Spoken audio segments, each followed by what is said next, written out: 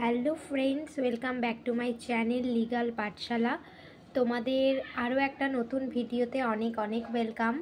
Transfer of property act নিয়ে একটা basic introduction, এটা আমার part 1 video. So transfer of property act Calcutta ইউনিভার্সিটিতে 5th সেমিস্টারে রয়েছে, আর আদার্স কোন ইউনিভার্সিটিতে কোন সেমিস্টার রয়েছে তা আমার ঠিক মনে নেই বা সবগুলো জানা নেই। তবে ট্রান্সফার অফ প্রপার্টি জিনিসটা কি, আর প্রথম মুভেবল আর ইমুভেবল প্রপার্টি নিয়ে আমাদের অবশ্যই জানা উচিত। তাই তোমাদেরকে এই ভিডিওটা করা। Basic introduction, basic concept clear করতে হবে, তারপর আমরা আস্তে আস্তে এগোবো। চলো লেট স্টার্ট। প্রথমেই আমি তোমাদের জানাই যে immovable property and movable property, there are two types of property, that is immovable and movable. Immovable property means which is not easily but which is cannot be easily to moved, that is permanently attached to the land. That means হচ্ছে যে property হচ্ছে কি, আমরা বেঙ্গলিতে যেটা জানি সম্পত্তি। সম্পত্তি দু ভাগে ভাগ করা হয়। এক অস্থাবর মানে যেটাকে মুভেবল মানে যেটাকে সরানো যায়, এবং স্থাবর সম্পত্তি মানে হচ্ছে মুভেবল। তো স্থাবর অস্থাবর সম্পত্তি নিয়েই ট্রান্সফার অফ প্রপার্টি একটা রয়েছে। তবে basically transfer of property act immovable property নিয়েই মানে সবটা রয়েছে। মুভেবল প্রপার্টি নিয়ে কিন্তু অতটা বলা নেই। তবে এবার আমরা স্টার্ট করব। First section 3 of this act defines immovable property, that immovable property does not include standing timber, growing crops or grass. এটা তোমাদের লেখা আছে যে ইমুভেবল প্রপার্টিতে কিন্তু স্ট্যান্ডিং টিম্বার বা গ্রোয়িং ক্রপস বা গ্রাস, যেই ফসল বলো ঘাস বলো সেইগুলো কিন্তু ইমুভেবল প্রপার্টি হিসাবে আমরা ধরবো না। তাহলে ইমুভেবল প্রপার্টি কি? That asset that refer to asset that can not be easily moved, যেটাকে সহজে সরানো যায় না। And are permanently attach to land, মানে যেটা মাটির সঙ্গে মানে পৃথিবীর সঙ্গে, এটা বলতে চাইছে যে পারমানেন্টলি অ্যাটাচ হয়ে আছে, সেটাকেই আমরা ইমুভেবল প্রপার্টি বলবো। গ্রোয়িং ক্রপস, কেন? সেই ক্রপসটাকে ফসলকে কিন্তু আমরা কেটে নিই, তাহলে যখনই আমরা সেটা কেটে নেব জিনিসটা কিন্তু মুভেবল হয়ে গেল, মানে এক স্থান থেকে অন্য স্থানে ইজিলি মুভ করা গেল, তাই সেটাকে আমরা ইমুভেবল প্রপার্টি হিসাবে ধরবো না। সেকশন 3তে ইন্টারপ্রিটেশন ক্লজে এটা দেওয়া আছে, তোমরা দেখতে পারো।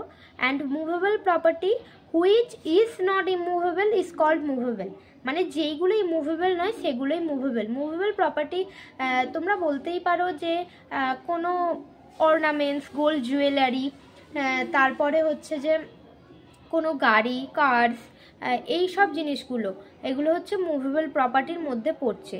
আর তাহলে কোনগুলো আরও মুভেবল হবে?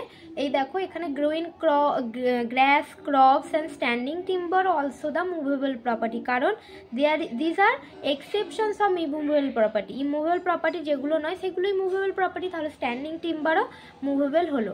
একটা বাড়ি, সেটাকে ততক্ষণই আমি ইমুভেবল করতে পারি যতক্ষণ সেটা অ্যাটাচ হয়ে আছে ল্যান্ডের সঙ্গে। যখনই সেই বাড়িটাকে ভেঙে তার ইটগুলোকে সরিয়ে নেওয়া হচ্ছে, তখনই কিন্তু সেটাকে আমি ইমুভেবল বলবো, মুভেবল বলবো, ইমুভেবল বলতে পারবো না। আশা করছি তোমরা বুঝলে। নেক্সট স্লাইডে আমরা যাই যে ট্রান্সফার অফ প্রপার্টি কি।